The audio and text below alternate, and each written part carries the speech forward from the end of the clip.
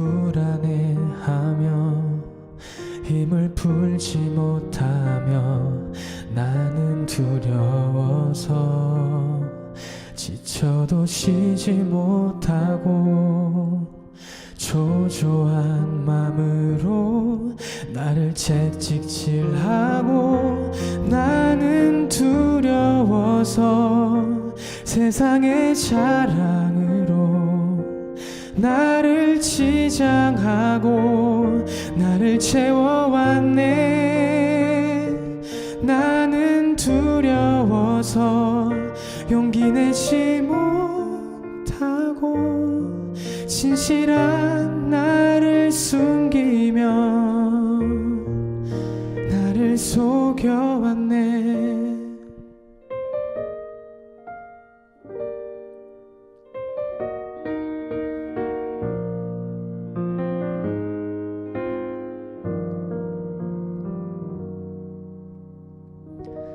나는 언제부터 두려워지는 것일까? 나는 언제부터 겁이 났을까? 나는 어디에서 쉼을 찾을 수 있나? 나는 어디에서 참 평안 얻을 수 있나?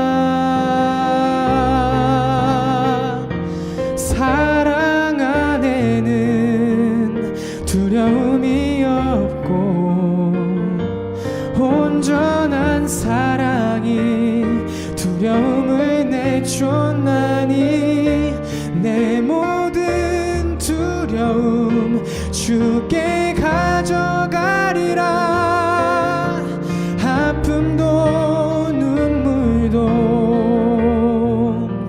녹아지리라. 사랑 안에는 두려움이 없고 온전한 사랑이 두려움을 내쫓나니 내 모든 두려움 주께 가져가리라. 아픔도 눈물도 녹아지리라. 온전한 사랑에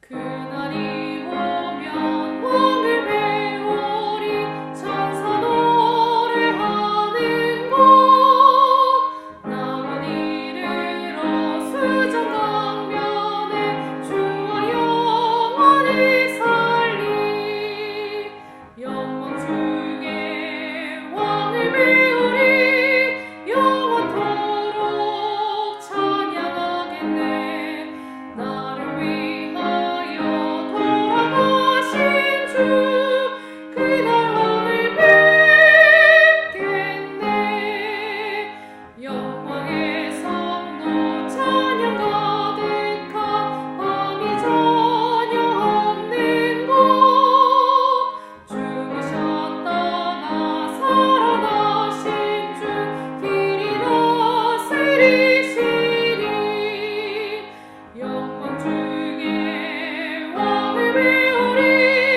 영원토록 찬양하겠네 나를 위하여 돌아가신 주 그날 왕을 뵙겠네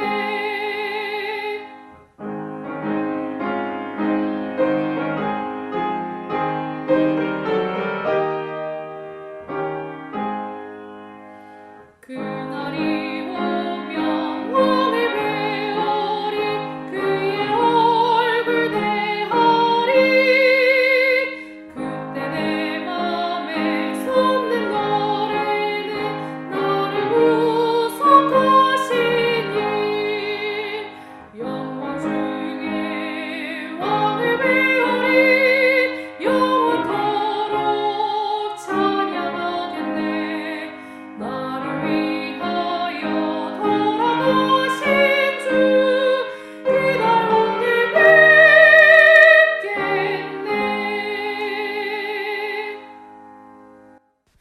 다 같이 기도드리시겠습니다. 하늘에 계신 하느님 아버지, 요즘 코로나 때문에 모두가 힘듭니다. 모두가 힘든 지금 이 시기가 빨리 지나갈 수 있도록 도와주세요. 또 이 시기가 빨리 지나가서 교회에 모두가 나갈 수 있도록 도와주세요. 예수님 이름으로 기도드렸습니다. 아멘.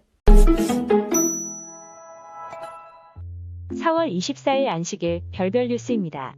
첫 번째 소식입니다. 코로나로 인하여 교인들의 가정을 방문하는 것이 조심스럽고 신중한 때입니다. 그러나 방문이 필요한 경우에는 최소 인원으로 안전하게 방문을 진행하고 있습니다. 교우들 가운데 방문이 필요한 경우 요청하시면 안전한 가운데 방문이 이루어질 수 있도록 하겠습니다.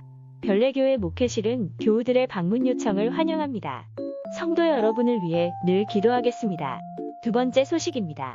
2021년 교회 우정의 날은 광릉 수목권 트레킹으로 진행됩니다. 날짜는 5월 9일이며 사회적 거리두기를 위해 모든 활동을 4인 1조로 진행합니다.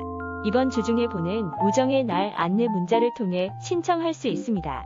직접 신청을 원하실 경우 선교부 임원들에게 신청 가능합니다. 더 자세한 문의사항은 선교부와 목회부에게 하시면 됩니다. 세 번째 소식입니다. 제자훈련학교 소그룹은 매주 안식일 오후 2시에 시작됩니다. 매주 말씀 나눔을 통해 신앙을 굳게 세우고 선교활동 논의를 통해 복음 전파 사명을 이루기 위해 준비하고 있습니다. 현재 리더들과 소그룹원들이 함께 기도하며 제자훈련학교에 동참하고 있습니다. 우리 교회 제자훈련학교 소그룹과 선교활동이 더욱 활발해질 수 있도록 기도해 주시고 더 적극적으로 동참해 주시기 바랍니다. 그럼 오늘도 행복한 안식일 되세요.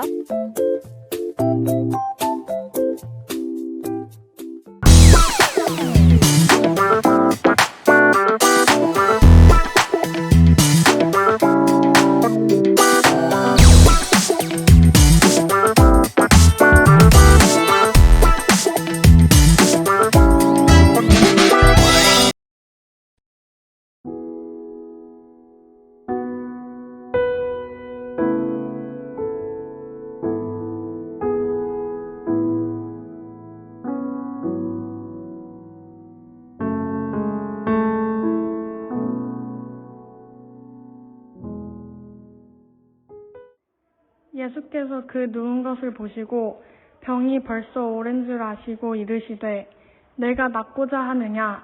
요한복음 5장 6절 말씀.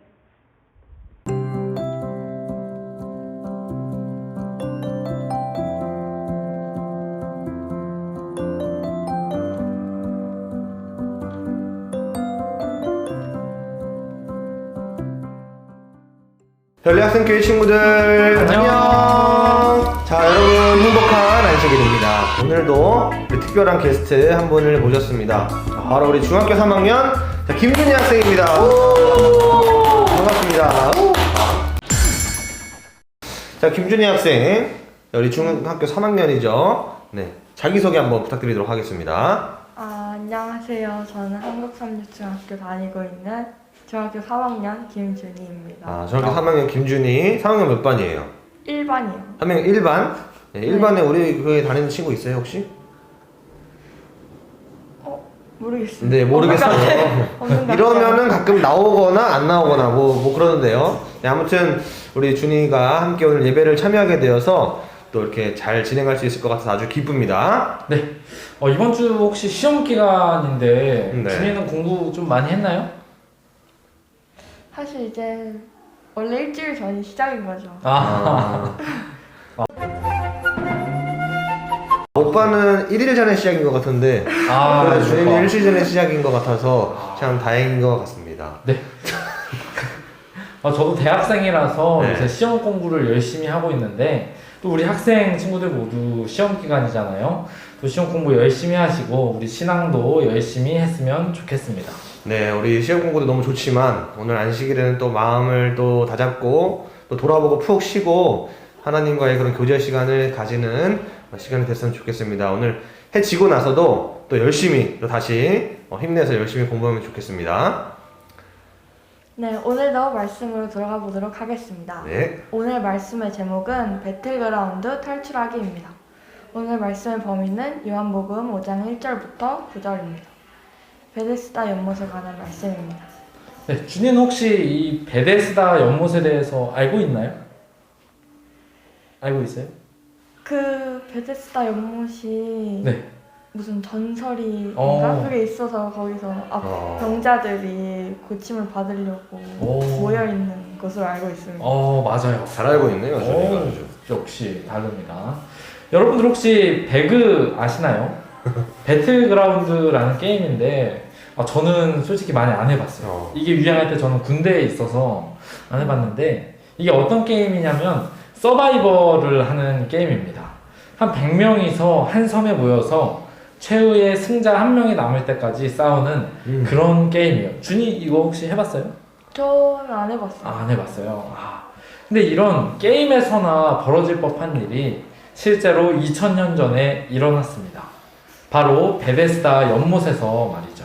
네, 아주 베데스다, 배그 굉장히 느낌이 좀 비슷한 것 같은데 자, 아무튼 이 베데스다라는 곳에는 전설이 있었습니다. 자, 여러분 제가 실제로 여기 가봤어요. 정말요? 네, 여기 가봤는데 제가 생각했던 그림과는 조금 달랐던 데 같아요. 더 좁고 막 이렇게 붐빌 수 있는 그런 장소였던 것 같아요. 여기 어떤 전설이 있었냐면 이 베데스다 연못에 물이 움직일 때 가장 먼저 들어가는 사람은 무슨 병이든 낫게 된다라는 그런 전설이었습니다. 그래서 이제 낫게 되려면은 어떤 사람들이 많이 올까요, 여기에? 병자. 병자들. 오. 몸이 아픈 사람들이 여기를 와서 낫기 위해서 막 몰려드는 그런 곳이었어요. 그러니까 얼마나 이제 번잡했겠습니까? 그래서 3절에서 우리가 봤듯이 뭐 병자, 맹인, 뭐 다리 저는 사람 등등 수많은 사람들이 이곳에 모였습니다. 여러분 한번 좀 이렇게 머리를 쓰면서 우리가 상상을 한번 해보시기 바랍니다. 이때는 의료 시스템, 지금처럼 이렇게 의료 시스템이 잘 발달되어 있지 않았어요. 그래서 아픈 사람은 뭐 링거를 끼고 다니고 막 이런 상황으로 이루어지는 게 아니라 어찌 보면은 그냥 그런 기적에 네. 확실하지 않은 전설에 막 희망을 품고 밤낮으로 생활하는 그런 장소였습니다.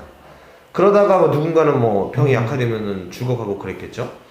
막 그렇게 막 썩은 냄새들이 진동을 하고 어찌 보면은 정상적인 사람들은 가기 꺼려지는 그러한 곳이었을 것 같습니다. 병자들이 이런 좋지 않은 환경 속에서 물이 움직이기만을 기다리고 있는 것이었습니다. 네. 그런데 이 베데스다 연못에 대해서 조금 연구를 더 해보면요. 이곳은 자연적인, 아까 명도사님이 말씀하셨는데 우리가 생각하는 일반적인 연못이 아님을 알 수가 있습니다. 사실 이곳은 예루살렘에서 만든 인공적인 연못입니다. 네. 그런데 연못이라고 말하기보다는 오늘날로 따지자면 물탱크 같은 곳이었어요. 뭐 제가 가서 봤을 때 생각해보면 이렇게 우리가 생각하는 우물 이런 느낌이 아니고 네. 약간 이렇게 좀 발 씻는 데 같은 느낌? 네. 그래서 되게 충격이었던 느낌이 그런 기억이 있습니다. 여기 이 베데스다 연못은요, 제사 드리기 위해서 많은 물들이 필요했는데, 뭐 예를 들어서 제사 드릴 동물을 씻는다든지, 아니면 뭐 성전에 공급할 물들을 저장하던 곳이었습니다. 그런데 그게 나중에 목욕탕처럼 바뀌게 되고, 많은 환자들이 그곳에 몸을 씻으러 모여들게 됩니다. 이때 당시 병을 치유하던 유행하는 방법이 깨끗한 물에 몸을 닦는 일이었습니다. 그렇기에 자연스럽게 이곳에 많은 병자들이 모여들게 된 것입니다. 그런데 성경에 보면 물이 움직일 때 제일 먼저 들어가게 되면 병이 낫는다고 사람들이 믿고 있음을 알 수가 있습니다. 근데 이게 대체 무슨 말일까요? 우리 준이가 한번 설명해 줄래요? 네, 베데스다 못은 2개의 저장소가 있었는데 네. 일정한 양의 물이 차면 반대편으로 물을 옮기는 그런 시스템이었어요. 그래서 환자들이 이것을 보고 물이 동한다고 여겼던 것이죠. 그러다가 우연히 이 타이밍에 몸을 닦던 환자가 낫게 되는 것을 보고 이런 전설이 생긴 것 같습니다. 네. 그래서 이런 불확실한 전설을 믿는 병자들이 많이 있었던 것이죠. 이게 굉장히 슬픈 광경입니다. 자신의 병을 고치고 싶어 하지만 헛된 희망에 의해 자신의 생애를 보내는 사람들. 한번 상상해보세요. 자, 그러면 한번 우리 또 봅시다. 물이 이제 움직이잖아요. 네. 물이 움직이요. 그러면 그 물에 들어가고 싶어하는 수많은 사람들이 막 앞다투어서 물에 들어가려고 막 예를 들어서 저도 아픈데 준이도 아픈단 말이에요. 네. 근데 뭐 내가 나야 되니까 막 준이 막 여자를 막 밀치고 막 때리고 막 짓밟으면서 막 들어갈 거 아니에요. 그래 내가 사니까 실제로는 뭐 그 못에 가기조차도 어려웠다고 합니다. 그리고 가까이 가게 되더라도 막 그 옆에서 막 사람들한테 밟히고 막 하다 보면은 막 죽는 경우도 생기고 말이죠. 그런데 생각해 봤을 때 이 물에 1등으로 들어가는 사람들은 누구였냐면 대부분 힘이 강하거나 원래 막 건강한데 이 못의 전설을, 이 연못의 전설을 듣고 막 더 건강해지기 위해서 온 막 이런 이기적인 사람들이 대부분이었습니다. 그런 사람들이 1등으로 이 연못에 들어갔던 것이죠. 그런데 사실 이 베데스다라는 이름의 뜻은요, 자비의 집이라는 뜻입니다. 정말 자비가 필요한 사람들이 자비를 받지 못하고 사람들의 이기심과 경쟁심만이 이곳을 가득 채우고 있었습니다. 그런데 이 사람들의 정체는요, 아마도 그리스도인들이었던 것 같습니다. 왜냐하면 이곳은 예루살렘이었고 4절에 보면 이 못을 휘저어놓는 존재를 천사라고 말하고 있습니다. 천사의 존재를 인정한다는 것을 통하여 이들이 그리스도인임을 알 수 있을 것입니다. 여기 사진을 보게 되면요, 성전 옆에 가까이 베데스다 연못이 있는 것을 볼 수 있습니다. 그리고 성전 옆에 있는 자비의 집이라고 불리우는 베데스다 연못은 그리스도인들의 어두운 면을 그대로 보여주던 곳이었습니다. 사랑과 자비로 보호받아야 할 사람들이 보호받지 못하고 소외당하는 곳이었습니다. 그런 곳에 예수님께서 찾아오셨습니다. 이때는 1절에 보듯이 유대인의 명절이었습니다. 명절이라고 생각하면 굉장히 즐거운 날이잖아요. 네네. 우리도 명절 되면 맛있는 거 많이 해먹고 또 가족들도 만나고 뭐 용돈도 받고 즐거운 날입니다. 그런 명절에 예수님께서 이곳에 오신 것입니다. 예수님은 언제나 소외당하고 고통받는 사람들에게 다가가셨습니다. 여러분, 우리는 어떤가요? 정말 도움이 필요한 친구를 외면하고 있지는 않은가요? 이제 시험 기간이죠. 우리가 생각해보면 우리는 어쩔 수 없는 경쟁을 하면서 살아가게 돼요. 이런 무한 경쟁 속에서 우리는 그리스도인으로 어떻게 해야 할지 명확한 기준을 가지고 있어야 합니다. 세상에서는 우리를 급으로 성적을 나누고 있습니다. 뭐 1등급, 2등급, 3등급, 4등급. 물론 우리가 공부를 열심히 해서 좋은 성적을 받는 것은 굉장히 중요합니다. 열심히 해서 탁월한 실력을 갖는 것도 하나님께서는 원하실 거예요. 하지만 우리가 누군가를 바라볼 때 그렇게 봐서는 안 된다는 것입니다. 누구에게나 똑같이 친절하고 도움이 필요한 사람들을 도와주는 사람이 바로 그리스도인들입니다. 오늘 특별히 안식일이잖아요. 여러분들 시험이 얼마 남지 않았지만 오늘은 푹 쉬시고 하나님과 개인적인 시간을 보내시고 또 가족과 시간을 보내시고 해가 지면 또 다시 열심히 공부하시기 바랍니다. 네, 저도 뭐 어렸을 때 생각해 보면 네. 이때가 되게 유혹이 많으셨던 것 같아요. 맞아요. 그러니까 시험이 얼마 안 남았는데 이 안식일 시간에 공부를 친구들은 할 텐데 나는 막 못하고 있으니까 막 그 불안감에 막상 또 자유시간을 주면 안 할 거예요. 근데 괜히 막 안식일인데 괜히 그런 마음이 뭐 드는 거 뭐 저도 좀 이해를 할 수 있을 것 같습니다. 자, 그렇게 예수님께서는, 자, 이어서 보겠습니다. 예수님께서는 베데스다에 오셔서 38년 된 이제 병자를 찾아가게 되십니다. 그래서 우리가 생각을 해봤을 때 준이가 몇 살이죠? 제가 16살. 16살, 두 배를 하고도 넘어야 돼요. 무려. 저에게 있어서는 8년이 더 있어야 돼요. 38년이라는 기간은 굉장히 긴 기간입니다. 자, 근데 이 기간 동안 이 사람은 이제 꽃다운 그 청춘을 다 바쳐가면서까지 그 모든 수모와 역경을 거쳐서 38년을 살아낸 사람이란 말이죠. 이런 거는 굉장히 상상을 해봐도 참 어려운 상황이라는 것을 우리가 알 수 있을 것입니다.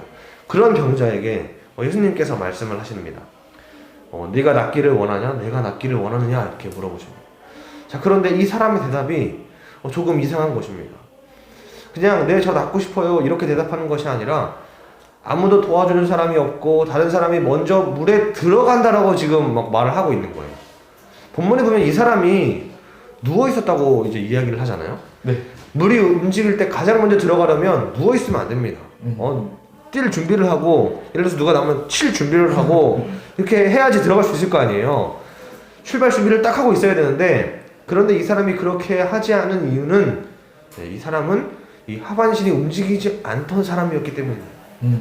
그러니까 이 사람은 혼자 물에 절대로 들어갈 수 없는 상태가 된 것입니다. 누군가가 도와줘야 됐어요. 누군가의 도움이 필요한 사람이었습니다. 그런데 사람들이 도와줄 사람이 없다는 거예요. 왜냐하면 자기가 들어가야 되니까.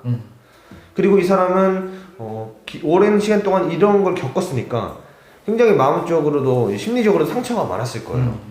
그러니까 이제 마음의 병도 얻게 되었고, 그리스도인들이라고 하는 사람들이지만 아무도 도와주지 않고 그들의 스스로의 그런 이기심과 냉소함, 그리고 막 철저한 외면 속에서 인간에 대한 회의감, 여러 가지 그냥 스트레스와 괴로움을 가지고 있는 사람이었을 것입니다.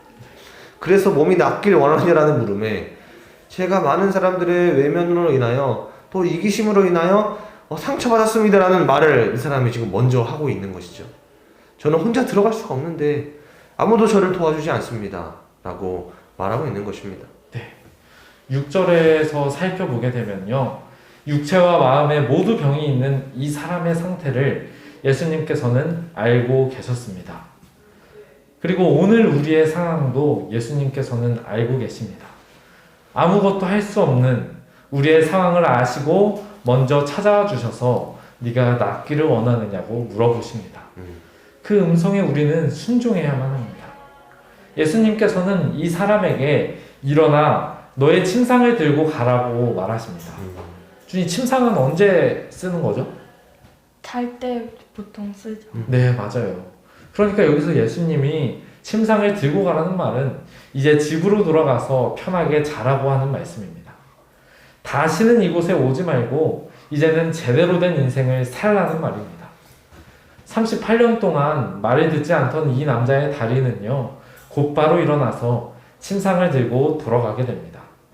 이 남자가 병고침을 받은 날은 안식일이었습니다.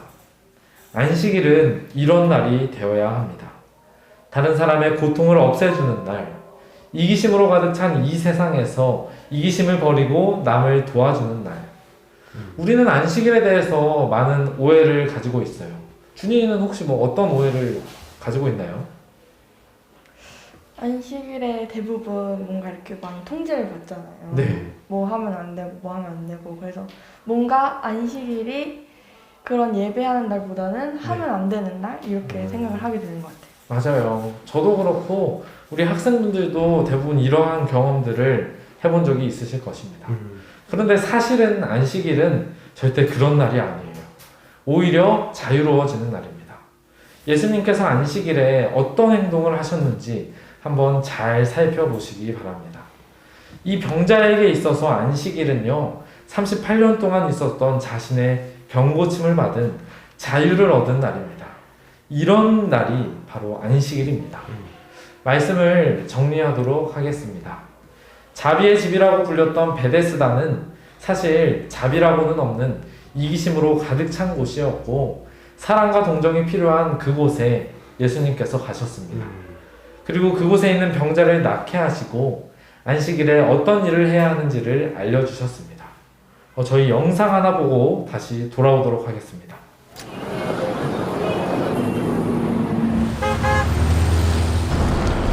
바쁜 일상 사이에 한 아이가 목발을 한 채 짐을 들고 있습니다.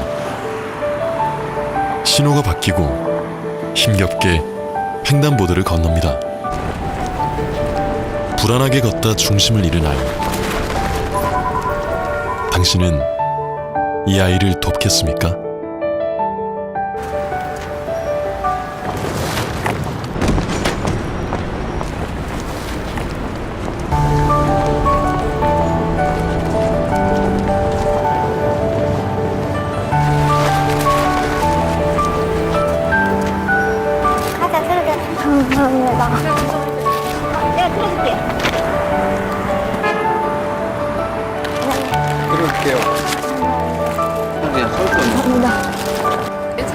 괜찮아요. 우리 잡아줄까? 어떡하지? 괜찮아? 네. 어떡한다? 어느 누구도 아이를 지나치지 않았습니다. 우리에게는 남의 아픔을 안타까워하고 돕는 마음, 컴패션이 있기 때문입니다.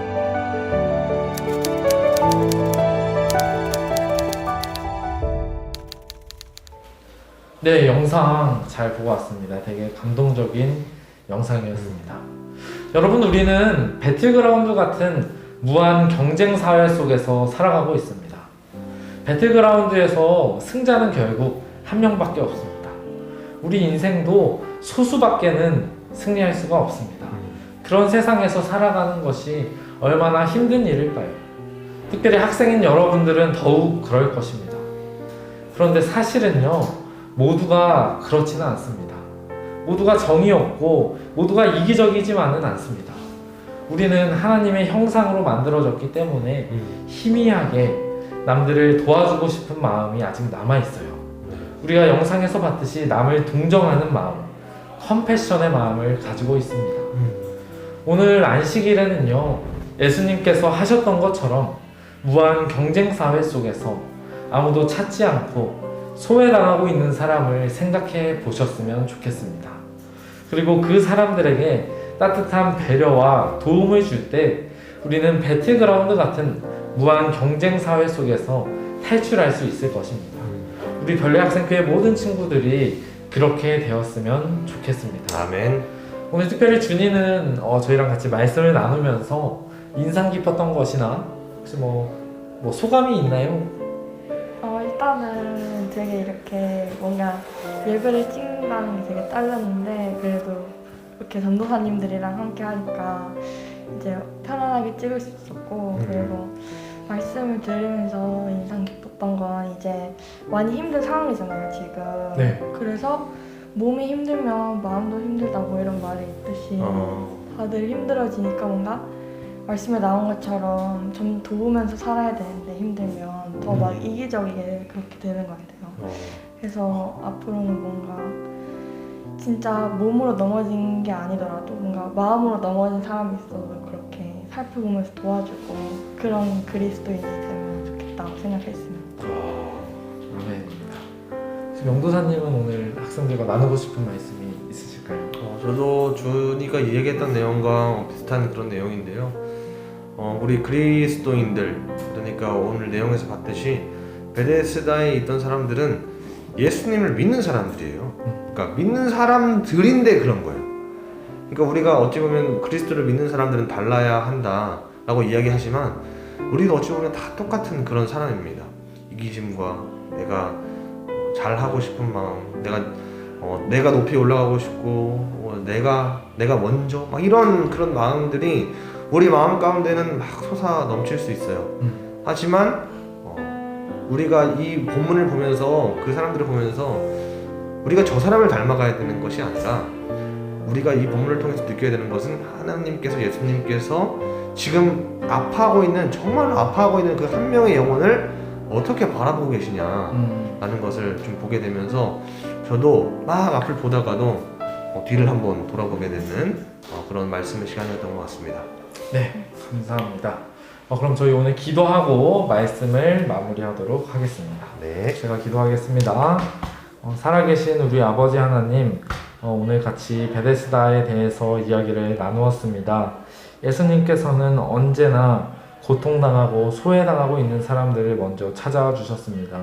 주님, 언제나 저희 만문에 기다리고 계심을 저희가 알고 있사오니 주님께서 일어나라고 명하실 때 우리가 그 음성에 순종하고 주님을 따를 수 있도록 도와주시옵소서. 하나님, 특별히 학생들의 시험 기간이 얼마 남지 않았습니다. 그로 인하여 오늘 시험 받지 않을 수 있게 도와주시고 다니엘과 같이 저희가 탁월한 실력과 영성 있는 학생들이 될 수 있도록 도와주시옵소서. 예수님 이름으로 기도합니다. 아멘. 자, 오늘도 이렇게 또 함께 말씀을 잘 나누었습니다. 우리 함께 해준 준이 너무 고맙고요. 자, 우리 다음으로 이제 줌 소그룹 시간으로 이어서 가보도록 하겠습니다. 자, 그럼 우리 줌 소그룹에서 만나요. 다음 주에 뵙겠습니다. 안녕.